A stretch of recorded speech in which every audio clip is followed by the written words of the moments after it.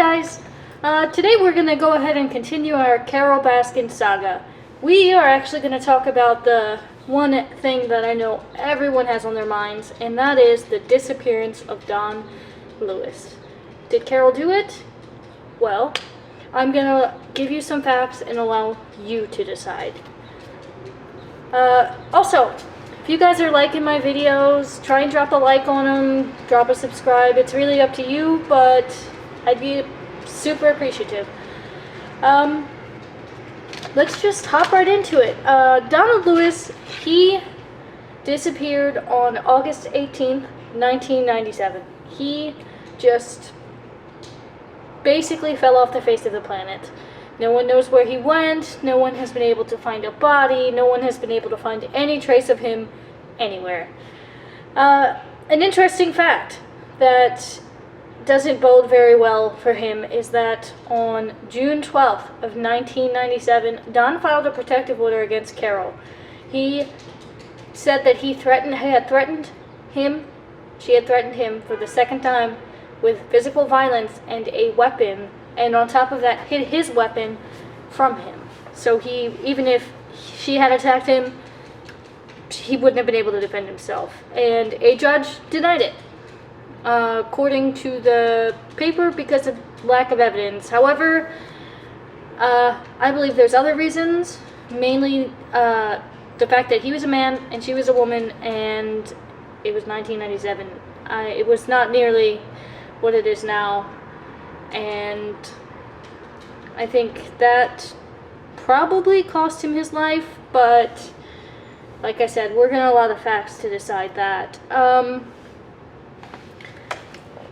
After his disappearance in 1997, it came out that his will and his power of attorney both had clauses in them for his death or disappearance. Now, generally speaking, the public don't put a disappearance clause in their will and power of attorney.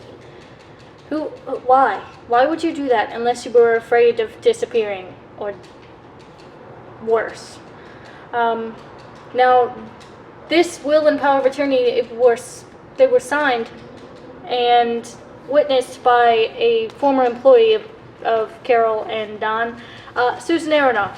But when she was interviewed by Detective Chris Fox of the police force, and she admitted that she never witnessed either of these documents being signed. So why would she perjure herself unless she was afraid? Moving on.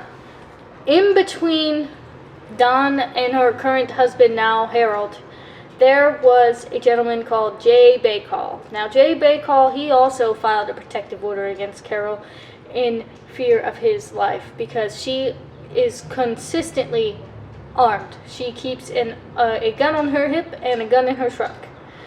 Now, some may believe that this is for a matter of her own personal protection, but honestly, I feel like it's more of an intimidation technique. That protective order, no surprise, was also denied by a circuit court judge, according to the judge, because of lack of evidence. In that protective order, there are a few statements that kind of stand out. Jay says that as he was speaking to Carole one day about the disappearance of her previous husband, and he proposed the question, what if he shows up? And she said, well, dead bodies can't talk. And then 3 or 4 days before he filed the protective order, there had been some bones that had turned up at Lazy Days RV Resort in Tampa, and that if those bones and Carole made an odd statement. She had said that if those bones were on her property, she would be in some deep shit. Now, Lazy Days RV Resort is halfway across, almost all the way across, actually, Tampa from Big Cat Rescue. So why would they be on her property, and why would they put her in deep shit? As I'm sure you guys have been following and looking at, the sheriff of Florida, of Tampa, of the county, actually, I believe it's the Hillsborough County Sheriff. He has currently made it public that they have a tip line. I'll give you that number at the end of this video. But first, I want to tell you a few other things that are not looking so good for our friend Carole here. She has continuously denied the offer to take a polygraph test. Now, anyone who has seen any amount of Law & Order or true crime show knows that polygraph results aren't admissible in court because it is generally it's basically used as a way to determine whether or not a suspect should continue to be a suspect. However, Carole's attorney has told her that it would not vindicate her and there's no reason for her to take it. Personally, I don't see why you wouldn't take a polygraph if you're innocent and you have nothing that you're lying about.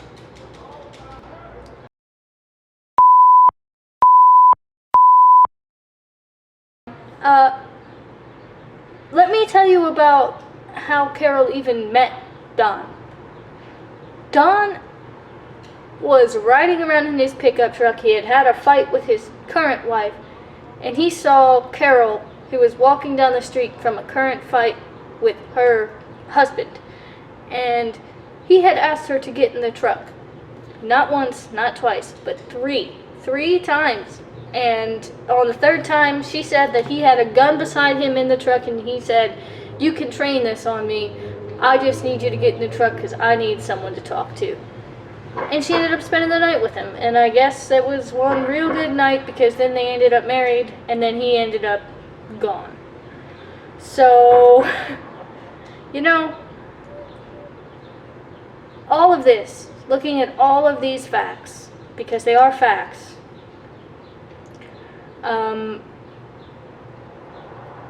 it's pretty clear at least why people think that Carole is guilty. I do want to make this statement right now, though. She has not been charged in his disappearance. The police have kind of investigated her. They searched her property back in '97 when he disappeared. They didn't find anything. They still haven't found a body. But you also have to bear in mind at the time, they had 132 cats and 40 acres. It's not easy. It's not very hard to make a body disappear in that kind of situation. Again, I'm just speculating here. Nothing has actually been charged. However, if you think you know something and you happen to come across this video, I'm going to give you guys the number that you need to call, okay? It's a tip number for the Hillsborough County Sheriff, and that number is going to be 813-247-8200. Again, that number is